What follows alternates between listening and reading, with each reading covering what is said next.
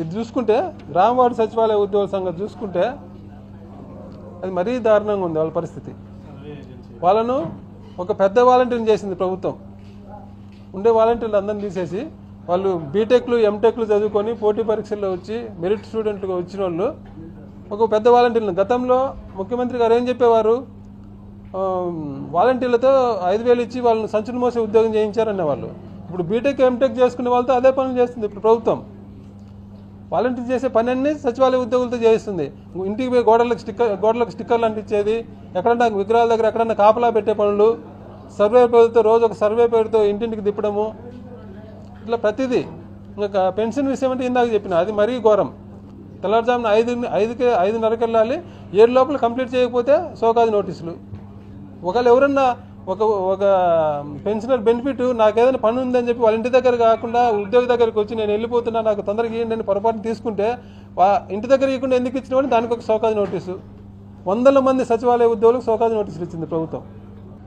ఇంకా అన్నిటికంటే ఘోరమైన విషయం ఏంటంటే మహిళా ఉద్యోగులు ప్రభుత్వం గ్రామ వార్డు సచివాలయ ఉద్యోగులు తెల్లవారుజామున చీకట్లో ఎవరో గుర్తు తెలియని వ్యక్తులు ఇళ్ళకి వెళ్ళి వాళ్ళ ఇల్లు తలుపు తట్టి నిద్ర లేపి తెల్లవారుజామున పెన్షన్లు పంపిణీ చేయించడం ఎంత దారుణమైన విషయం. ఉద్యోగులకు అనుకూలమైన పని వాతావరణం అంటే ఇదేనా? ఉద్యోగులకు గౌరవించే పద్ధతి ఇదేనా గౌరవాన్ని పెంచే పని విధానం?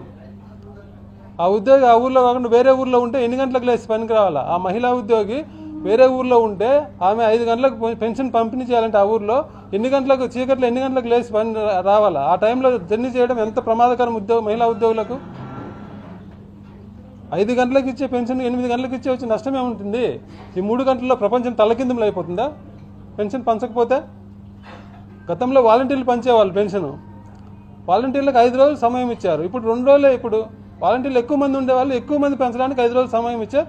ఇప్పుడు 2 రోజుల్లోనే పెంచాలంటున్నారు. అది కూడా ఉదయం 10 గంటల నుంచి 7 గంటల లోపల 80% పంచకపోతే మళ్ళీ సోకాది నోటీసులు. మహిళా ఉద్యోగులు ఇంత ఇబ్బందికరమైన పరిస్థితులకు నెట్టి మళ్ళీ ఉద్యోగులు గౌరవంగా చూసుకుంటున్నాము. మరీ ముఖ్యంగా ఏంటంటే డిప్యూటీ సీఎం గారు మహిళా లక్షణం గురించి చాలాసార్లు మాట్లాడారు. మళ్ళీ ఇంత ఘోరమైన అంశం ఆయన శాఖలోనే జరుగుతుంది. మహిళా ఉద్యోగులతో తెల్లవారుజామున ఇంటింటికి తిరిగి పెన్షన్లు పంచించే కార్యక్రమం బహుశా దేశంలో ఏ రాష్ట్రంలో కూడా ఇలాంటి పని విధానం ఎక్కడా ఉండదు. మన రాష్ట్రంలోనే కనపడుతుంది. ఉద్యోగులు ఇంత ఇబ్బంది పెట్టడం ఏంటి? వాళ్ళు ఏ పని అంటే వాళ్ళు ఆ పని, వాళ్ళకి డ్యూటీ టైమింగ్లే. తెల్లవారుజామున రావాలా, ఆదివారాలు రావాలా. ఈరోజు ఆదివారం మంగళగిరి ఎంపీటీఓ గారు ఈరోజు ఆదివారం వచ్చి పని చేయండి అని సచివాలయ ఉద్యోగులందరికీ మెసేజ్ పెట్టింది నిన్న. అంటే ఒక ఆదివారం లేదు, పని లేదు, ఏమి లేదు. ఇంత ఇదిగా వాళ్ళతో పని చేసుకుంటారు. మళ్ళీ వాళ్ళ శాలరీను బయోమెట్రిక్ అటెండెన్స్తో వాళ్ళ శాలరీ లింకు ఏంటి? అది సచివాలయ ఉద్యోగులు వాళ్ళు మా మాదిరి ఉద్యోగులే కదా. వాళ్ళు బాండెడ్ లేబర్ లాగా వాళ్ళు ప్రభుత్వం ట్రీట్ చేయొద్దని చెప్పి ప్రభుత్వాన్ని కోరుతున్నాం.